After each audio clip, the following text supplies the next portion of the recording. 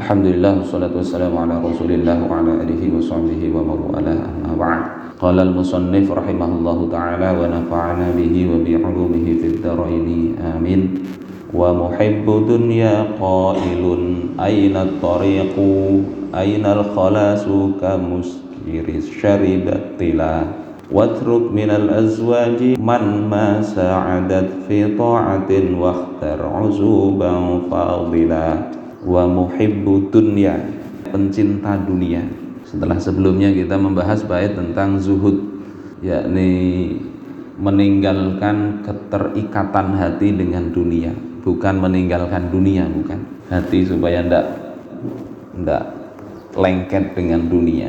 Nah, di bait ini musannif mengingatkan efek dari kalau hati itu lengket dengan dunia. Muhibbu dunya, pencinta dunia, qailun, dia mengatakan ainat tariqu, di mana jalan itu, enggak ngerti jalan. Ainal khalas, di mana caranya untuk terbebas. Kamuskiri, seperti muskir, orang yang mabuk. Kamuskirin syaribat tila, yang minum at-tila maknanya adalah al-khamr, orang minum khamr. Yakni maksudnya adalah orang yang hatinya itu lengket dengan dunia diumpamakan seperti orang mabuk, nggak ketemu jalan, ya pusing mikirin dunia terus. Sudah Allah berikan rezeki terasa kurang terus, mencari tambahan, di mana bisa nambah itu. Apa saja itu, bukan hanya rezeki, bukan hanya harta, tapi kadang popularitas, gila, jabatan, tidak ada berhentinya. Tidak tahu jalan yang selamat itu sebetulnya adalah mempersiapkan untuk kehidupan setelah wafat kelak. Sehingga dia katakan ainat thariq ainal khalas. Kenapa demikian? Wa dzalika li isyghali dzahirihi bi talabiha. Yang demikian itu karena zahirnya itu akan sibuk dengan mencari dunia. Kemudian tidak hanya zahir, kalau zahir masih mending ya, karena kita ini kadang ada yang kerja itu yang harus kerja full, kadang pergi pagi pulang petang, hasilnya cukup untuk makan hari itu. Ya, kalau seperti itu tidak apa-apa kalau zahirnya semata. Tapi yang di sini bukan hanya itu, bukan hanya zahirnya yang capek, tapi wabatinuhu wabatinihi bi iradatiha, batinnya juga sibuk, yang dipikirin ya dunia terus. Bahkan sampai sudah selesai kerja pun itu masih mikir bagaimana untuk mendapatkan kemewahan duniawi itu. Jadi tidak sempat lagi berzikir, kadang bahkan sholat aja tidak, karena sibuk dengan bekerja tadi. Kalau bukan urusan dunia, kadang babinian sudah punya istri, mikirkan terus, ada binian lain dipikirkannya, istri tetangga kadang dipikirkannya, tidak pernah puas. Kemudian bait berikutnya, watruk minal azwaj, tinggalkan dari istri-istri, man masa adat, siapa saja di antara istri yang tidak membantu fi ta'atin, di dalam ketaatan, wakhtar uzuban, dan pilihlah hidup membujang, fadilah, itu lebih afdol. Ini bukan berarti maksudnya sudah kada usah bebini aja, tapi maksudnya adalah kalau bebini punya istri itu tidak membantu taat, itu lebih baik tidak usah punya istri. Punya istri yang justru menghalangi untuk beribadah, lebih baik nggak usah punya istri. Punya istri justru kemudian membuat kita ini terikat hati kita dengan dunia, lebih baik nggak usah menikah. Kalau istri itu tidak membantu kita bisa taat kepada Allah Subhanahu wa ta'ala. Tapi kalau dapat istri yang baik, lebih afdal menikah. Ya. Ad-dunya mata' wa khairu mata'iha al-mar'atus sholihah. Dunia itu perhiasan, sebaik-baik perhiasan dunia adalah wanita sholihah. Sebaliknya juga begitu bagi wanita, kalau tidak dapat suami yang membantu untuk taat kepada Allah, baik tidak usah menikah. Tapi kan sepi, tidak ada istri, tidak ada suami, sepi sebentar di dunia. Nanti di akhirat insya Allah Allah beri suami atau istri yang lebih baik. Banyak ya di dalam hadis itu diceritakan orang yang awalnya bagus ya, menikah salah dapat pasangan jadi kacau balau. Inna min azwajikum wa auladikum aduwwul lakum fahzaruhum, kata Allah di dalam At-Taghabun. Sesungguhnya di antara istri-istri kalian dan anak-anak kalian itu adalah ada aduwan, musuh bagi kalian. Fahzaruhum, hati-hati. Yakni musuh bukan musuh dalam artian mau membunuh kita, bukan. Ada musuh di situ adalah musuh, di dalam banyak tafsir dikatakan musuh dalam kecintaan. Artinya karena kita mencintai istri, mencintai anak, akhirnya kita mau taat tidak jadi, menghalangi kita taat kepada Allah. Dan itu pekerjaan musuh yang nyata, yakni setan itu kan kerjaannya menghalangi taat kepada Allah Subhanahu wa ta'ala. Kalau anak, kalau istri kita menghalangi kita taat kepada Allah, itu berarti Allah sebut di situ aduan, musuh bagi kita. Tapi Allah kemudian perintahkan bukan kemudian karena ini musuh dipukuli, enggak. Musuh tapi kemudian kita disuruh untuk memaafkan mereka. Jangan ngungkit-ngungkit lagi kesalahan mereka, minta ampun untuk mereka, untuk anak dan istri itu. Bapak, saudara-saudaraku sekalian rahimakumullah, ini para ulama memang begitu ya, kalau memang pernikahan atau apa saja harta termasuk ya, kalau tidak membantu untuk taat kepada Allah baiknya tidak usah. Bagaimana membantu taat itu tidak mesti harus bagus terus, enggak, karena manusia pasti ada salah. Istrinya baginda Rasulullah Shallallahu Alaihi Wasallam kadang beliau juga bertengkar, ada sampai riwayat beliau sebulanan kada merawak, kada berbicara dengan istri beliau. Ada riwayat begitu. Kadang istri beliau marah juga.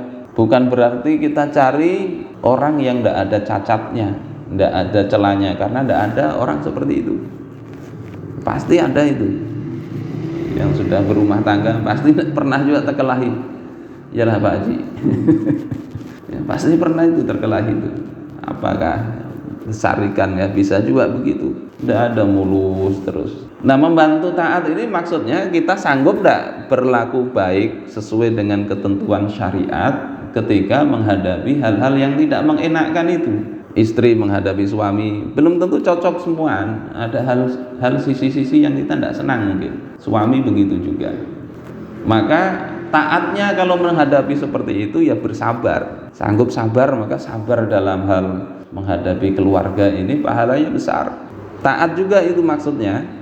Ada kitab judulnya Safahat min Akhbaril Anbiya, panjang judulnya itu, yakni bercerita tentang kesabaran para nabi, para ulama, para hukama dalam menghadapi istri-istri ya, kemudian bersifat lembut kepada mereka. Tidak terlalu tebal kitabnya itu. Nanti kalau selesai ini bisa kita baca. Intinya menghadapi pasangan bermasalah. Orang-orang soleh dulu bagaimana? Salah satunya diceritakan di situ Imam Ahmad Ar-Rifai. Imam Ar-Rifai ini salah satu gurunya dari Imam Abu Syuja. Imam Abu Syuja itu penulis matan takrib, kitab fikih matan takrib.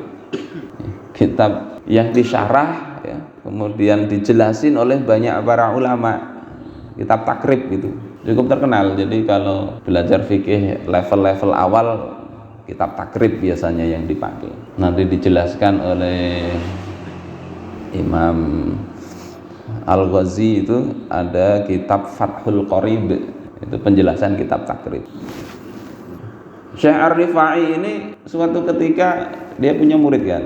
Muridnya ini mimpi, tidak cuma sekali mimpinya, bahwasanya Syekh Ahmad Rifai ini diposisikan Allah dalam posisi yang bagus, fi maq'adi sidqin, dalam kedudukan yang tinggi.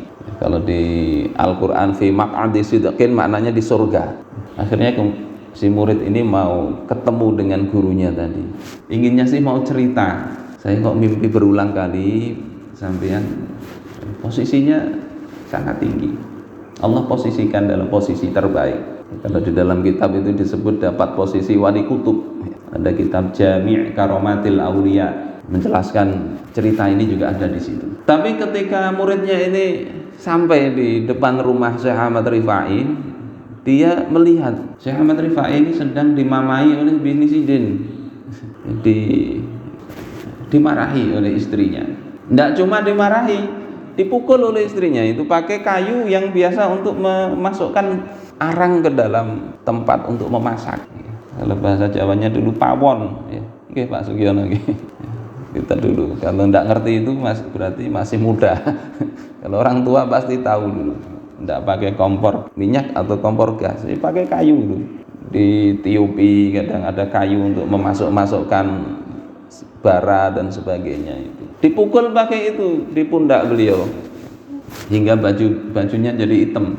Tapi apa yang dilakukan Syekh Ahmad Rifai? Beliau diam saja. Si murid ini kemudian melihat gurunya kok diperlakukan oleh istrinya begitu, cerita ke teman-temannya, guru kita ini diperlakukan tidak baik oleh istrinya,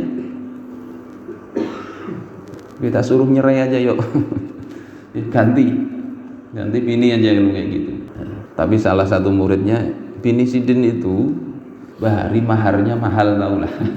Khamsah mi'ah dinar, 500 dinar. Sementara guru kita ini fakir, tidak banyak duit, kayak apa mau ganti bini? Wah, ini menikah itu mahal. Hendak mengganti kada kawa biayanya, kada isi bini ya jadinya.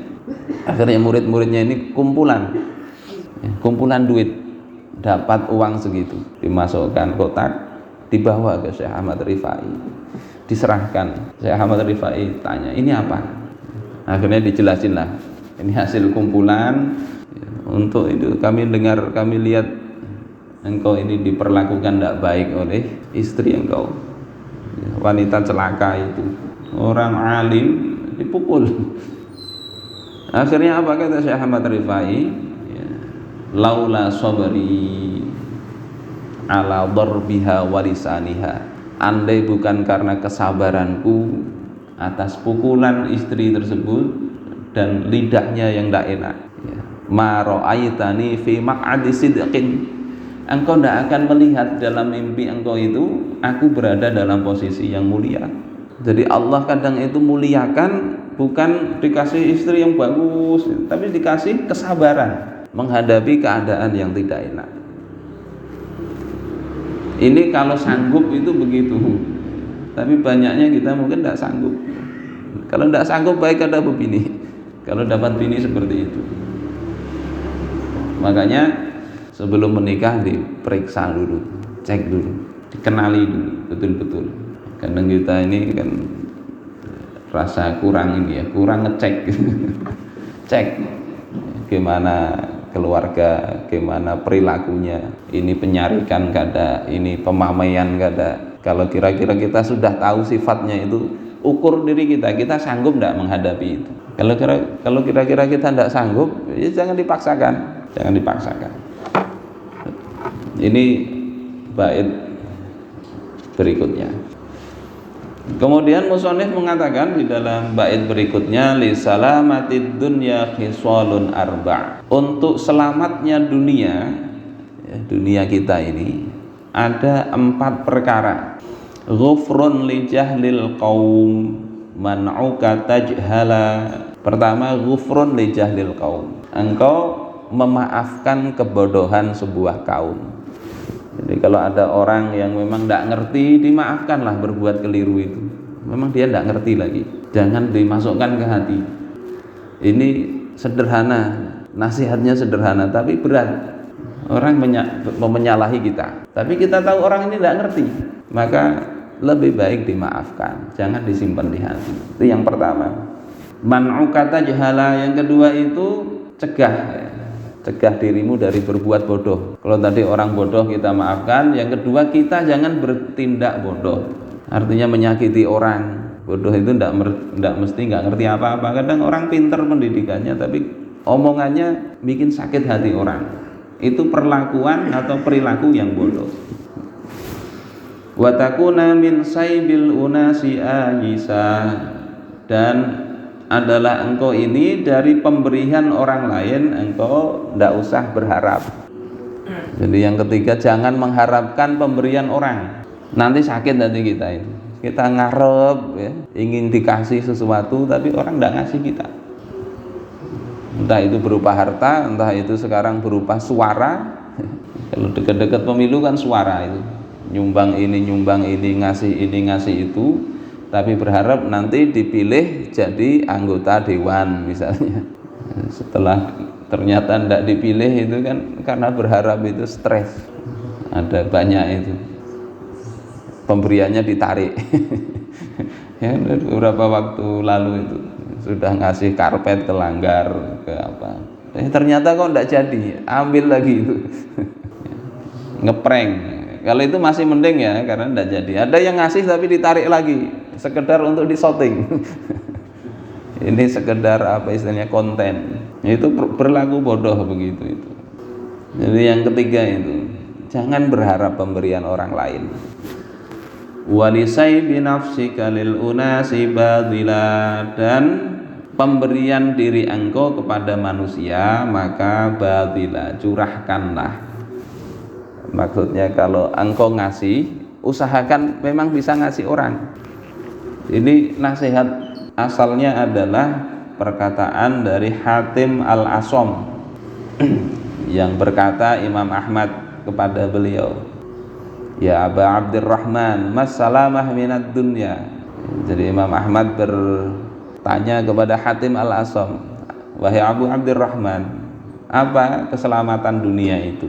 Baru dijawab oleh Imam Hatim al-Asom, 4 ini. Pertama, kalau orang nggak ngerti, orang jahil, jangan diambil hati. Itu melawani, kita lawani sama kita jahilnya. Apalagi orang gila dilawani. Ada itu, kadang orang gila pun, orang jahil pun bisa main Facebook, mencaci ke sana kemari. Ada teman soalnya begitu ya. Di Facebook ini kok aneh ini apa statusnya itu, jelek-jelekin orang. Ternyata di grup itu ada kawannya, nggak usah direken, nggak usah dihiraukan, itu orang stres tapi pinter, pernah kuliah di Malaysia segala, nggak selesai kuliahnya, ya karena stres itu, betulan stres. Ada orang begitu. Kalau itu kita lawani, sakit hati kita, ya berarti kita sama aja dengan itu. Ya kadang berat orang menyalahkan kita ini, kalau tidak kita balas kan berat, bisa lapang dada ya. Tapi bersabar untuk tidak membalas, nah itu jalan keselamatannya di situ. Jadi yang pertama itu, yang kedua kitanya jangan bertindak bodoh, yang ketiga jangan mengharap pemberian orang lain, yang keempat kalau kita bisa, kita yang memberi kepada orang lain. Bapak Ibu sekalian yang dimuliakan oleh Allah Subhanahu wa taala, ini beberapa bait saya rasa cukup dulu ya. Mudah-mudahan bermanfaat, bisa kita amalkan dan bisa paling tidak hati kita ini kita tata, kita atur sedemikian rupa sehingga walaupun sulit ya pelan-pelan. Kita misalnya mau syarik mau apa, ingat ini menghadapi keluarga yang kayak tadi, ingat kita ini kayaknya belum pernah diperlakukan seperti Syekh Ahmad Rifai tadi, dipukul istri. Nggak tahu ya apa ada yang pernah ya, nggak usah cerita-cerita kalau pernah ya. Sudah sabar itu nggak cerita-cerita. Seperti Syekh Ahmad Rifai itu ketahuan muridnya tapi kan nggak ngeluh, kelihatan di luar biasa aja, tapi rupanya begitu. Dan banyak ulama-ulama yang lain itu menghadapi perlakuan yang tidak mengenakkan bersabar. Nah, bersabar atas ketidaknyamanan di dalam keluarga maupun dalam pergaulan itu akan meninggikan derajat yang kadang tidak bisa diperoleh dengan biasa-biasa saja, dengan beramal beribadah tidak akan sampai derajat itu. Tapi Allah beri sesuatu yang tidak mengenakkan, kemudian dia mampu bersabar untuk itu, Allah jadi meningkatkan derajatnya sebagaimana Syekh Ahmad Rifai tadi. Mudah-mudahan pula kita ini dikaruniai istri-istri, keluarga atau suami yang bisa membantu kita untuk taat kepada Allah, bisa meninggikan derajat kita, bisa membuat kita lebih baik. Amin ya rabbal alamin.